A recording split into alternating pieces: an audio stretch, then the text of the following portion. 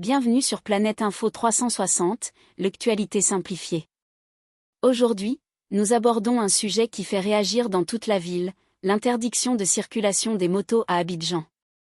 Cette mesure, annoncée récemment, soulève de nombreuses questions, crée des inquiétudes et impacte le quotidien de milliers d'Abidjanais. Pourquoi cette décision? Qui est réellement concerné? Quels changements attendre dans les jours à venir? Dans cette vidéo, nous allons vous expliquer clairement les enjeux, les motivations et les conséquences de cette interdiction. Restez avec nous pour comprendre ce qui se joue réellement. Like et abonne-toi. Il faut rappeler que sur les accidents qui se produisent, il y a beaucoup d'engins à 2 et 3 roues. Donc, il y a parmi les victimes beaucoup d'utilisateurs d'engins à 2 et 3 roues. Et en 2021, il y a quelques années de cela, le Conseil des ministres a décidé d'un plan de circulation. Et sur le Grand Abidjan, on a une autorité indépendante qui est l'AMUGA, qui travaille à sortir un plan actualisé qui puisse être mis en œuvre. La question des motos est un sujet crucial et qui est traité avec beaucoup de sérieux par M. le ministre des Transports, M. Amadou Koné. Et donc, dans la mise en œuvre de ce plan de l'AMUGA, nous avons déployé une mesure restrictive sur le boulevard Félix Houphouët-Boigny, anciennement appelé VGE. C'était une forme de phase pilote, je crois, je suis passé sur le plateau à plusieurs reprises, pour dire que nous étions en train de lancer un ballon d'essai. On a passé à peu près 3 à 4 mois à sensibiliser, on a reçu les utilisateurs de ces motos, et pendant près de 4 mois, nous avons sensibilisé. Après la sensibilisation, nous avons posé les panneaux, parce que quand vous demandez aux gens de ne pas passer sur tel ou tel axe, il faut leur donner des alternatives et donc il faut les orienter. C'est ça. Donc la signalisation est quelque chose de très important. Donc il y a quand même un préalable à ces mesures-là. Et là, tout de suite, on a vu qu'une décision a été prise. C'est vrai qu'on a eu une première séance. Vous n'avez pas été informé Si, on a été informé de ce que le district se préparait à lancer quelque chose. Donc on a eu une première séance. Donc il fallait qu'on aille au bout de ces séances.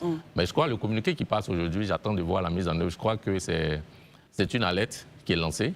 Le ministère des Transports viendra en soutien de sorte à ce que la mise en œuvre soit assez digeste pour que les uns et les autres quand même Ça veut dire quoi, alerte qui est lancée? Parce que là, le texte est concret. C'est ce que je considère. Bon, ça c'est mon opinion parce que si demain on vous dit de ne pas circuler sur un axe bien précis alors qu'il n'y a pas de panneau d'interdiction, comment est-ce qu'on fait la mise en œuvre?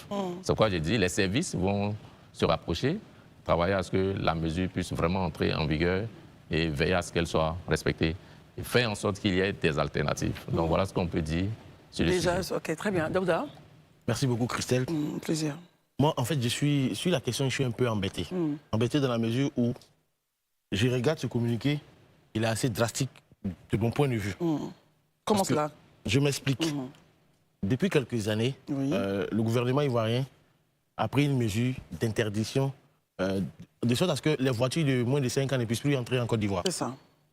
De plus de 5 ans. De plus de 5 ans, merci beaucoup, Élisée.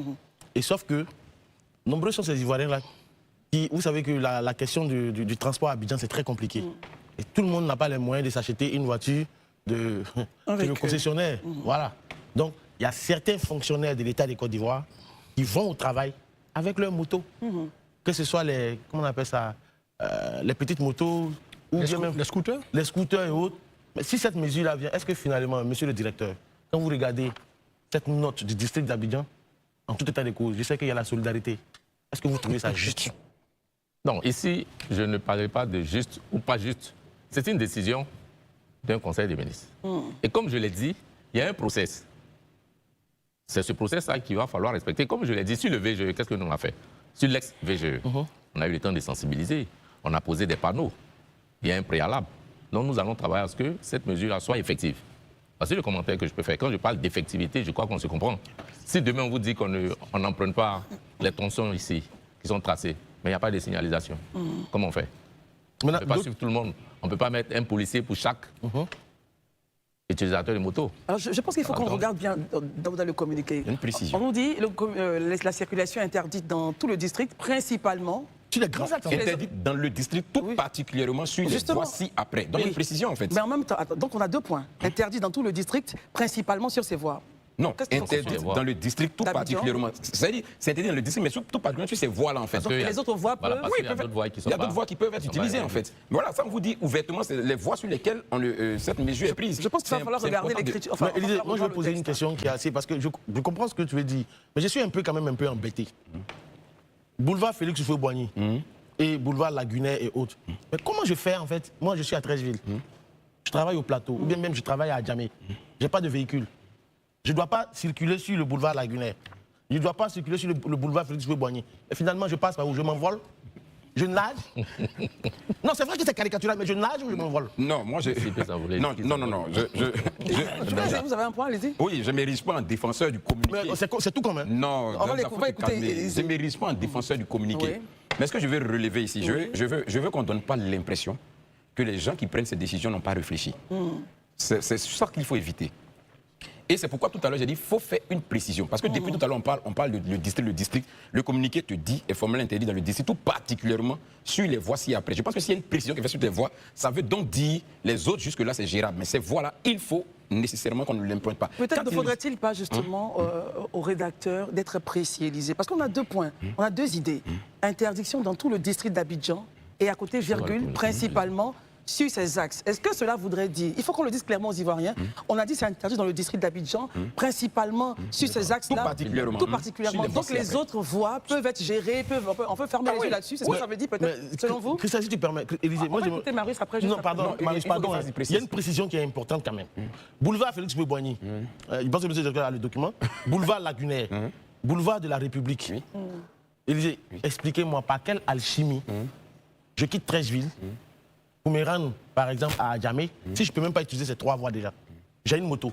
Je passe par où? Expliquez-moi. D'accord, ok. Très bien. Non. Vous avez la parole. Élisée, allez-y. D'accord. Vous ne représentez pas en même temps le district. C'est ce que je dis, non, mais on essaie de discuter. Voilà, les choses qui se font, on essaie de comprendre en fait. Parce qu'en fait, quand vous dites le boulevard, il dit le boulevard, c'est important c'est de préciser. Parce que pour les Ivoiriens comprennent. Le boulevard Félix Houphouët-Boigny, c'est le boulevard ex-VGE. Et ils ont précisé du carrefour Aquaba au pont Félix Houphouët-Boigny. Le boulevard Lagunaire, ils ont précisé du pont Général de Gaulle au monument des martyrs. Le boulevard de la République, place de la République, à la cité policière du plateau d'un côté et l'institut. Je ne citerai pas tout. Mais je veux dire qu'aujourd'hui, le plus important, c'est que ce communiqué fasse l'objet d'une vulgarisation et d'une publication. Comme, Dieu merci, on a le directeur général de la circulation qui va certainement nous parler, d'autres directeurs généraux, comme le directeur, par exemple, de l'AMUGA, ou bien même du district, voilà, celui-là, vont venir nous expliquer dans les détails. Nous, on ne va pas s'ériger en défenseur. Mais je veux dire, là où je veux en arriver, il ne faut pas qu'on donne l'impression que les pouvoirs publics prennent des décisions juste pour le plaisir de prendre des décisions sans réflexion au préalable. Il a dit tout à l'heure quelque chose qui est fondamental. Quand on a décidé d'interdire la circulation des engins de 2-3 roues sur le boulevard Valéry Giscard d'Estaing, mais ça crée un tollé ici. Mais quand ils ont implémenté, pendant le temps de la mise en œuvre, on a vu ce que ça donnait comme résultat. Ils n'ont pas emprunté. On a évité des accidents à 2 roues. On leur a donné une alternative. Et ils sont passés là-bas. Aujourd'hui, ça donne un résultat. Je pense que c'est au regard de ce qui a été expérimenté en phase pilote qu'on essaie de tendre l'action maintenant. Parce que le but aujourd'hui, là, comme je le dis, c'est bien de vouloir circuler, mais c'est encore mieux de faire en sorte qu'on ne perde pas les vies humaines. Aujourd'hui, le constat qu'on fait, c'est que les engins à 2 et 3 roues provoquent énormément d'accidents et on a de nombreuses pertes en vie humaine et c'est ça qu'on veut préserver. En même temps, personne ici est là pour dire que la décision a été prise par des personnes qui n'ont pas réfléchi, hein, pas du tout. C'est des commentaires que les uns et les autres font. Marius, votre réaction déjà, vous avez commencé à réagir sur la première préoccupation à adresser à M. le ministre. Pardon, peut-être que c'est une préoccupation. Vous créez des problèmes en fait. Créez des problèmes. Marius, vous saisissez, le directeur général. Vous saisissez, vous, Marius. C'est bien dans ma peau de DG. Non. Il y a de la fausse révélateur. Allons-y. Monsieur le directeur général, on est totalement d'accord que cette mesure d'interdiction vise naturellement à assurer une véritable sécurité routière dans le district autonome d'Abidjan. On a fait tantôt, avant même de démarrer le Grand Talk, au niveau de la ligne d'appel, on avait également énuméré justement le nombre d'accidents causés par les engins à 2 roues et les triptyques. Mais vous-même, vous savez que dans toutes les grandes métropoles, les engins circulent. Même au cœur de Paris, à New York, partout, à Washington, partout, les engins de 2 roues circulent. Mais disposent de voies dédiées. Pourquoi en Côte d'Ivoire, ce n'est pas le cas? En plus, la faute, véritablement, n'incombe pas à tous les acteurs du secteur. Il y a des brebis galeuses. Ceux qui ne respectent pas la réglementation. Ceux qui circulent sans casse. Mais là encore, il y a aussi d'autres acteurs de l'État qui ont en charge de réprimer, de sanctionner tous ces derniers. Alors pourquoi ayant tous ces rudiments entre vos mains, vous préférez prendre une mesure depuis le Conseil des ministres, j'allais dire, puisque le Conseil des ministres ne prend aucune mesure qui ne vient de ses démembrements, qui ne sont autres que l'administration publique. Alors d'où vient-il qu'une telle décision a été prise qui impacte tout un secteur d'activité, y compris ceux à qui l'État ne peut pas trouver un emploi? Ok, pour être assez direct, la mesure a été prise quand? En 2021, plus précisément le 8 septembre 2021. De 2021 à 2025. La transformation digitale a eu un impact sur le mode de vie. Aujourd'hui, le nombre de commandes qu'on fait en ligne, on ne les faisait pas en 2021. Donc c'est vrai, l'État peut prendre une décision à un moment bien précis, mais la décision peut être amenée à être révisée un peu plus tard. C'est pourquoi je dis, la MUGA, l'autorité qui est chargée de la mobilité à Abidjan, a travaillé sur un plan. Ce plan est encore au laboratoire. Ce plan, inspiré de la décision qui a été prise, est en train d'être actualisé. Et nous sommes en train d'étudier la possibilité de mettre en œuvre. Et comme on le dit, on est tous d'accord, on a des millions d'Ivoiriens qui se déplacent à moto. Donc en prenant cette mesure, il faut aussi tenir compte de ce qu'au-delà de ceux qui créent l'incivisme, ou bien qui sont acteurs d'accidents et autres, auteurs d'accidents, en dehors de ces personnes, il y a des personnes qui respectent le code de la route, qui se déplacent à moto. Exactement. Donc c'est cette étude que nous sommes en train de mener. Et comme je l'ai dit, nous sommes passés sur plusieurs plateaux au début pour dire qu'on interdisait tout le VGE dans sa longueur et que même les traversées étaient interdites. Mais après, le ministre nous a donné des instructions de sorte à ce qu'on essaie d'alléger la tâche aux gens. Donc, ce que j'ai dit, ce communiqué n'est pas figé. Le ministère des Transports va se rapprocher du district à nouveau et on verra comment faire en sorte que les intérêts des uns et des autres soient préservés, que la vie des Ivoiriens soit préservée soyez rassurés d'une chose. Et que l'activité économique de ces jeunes-là aussi ne s'arrête pas.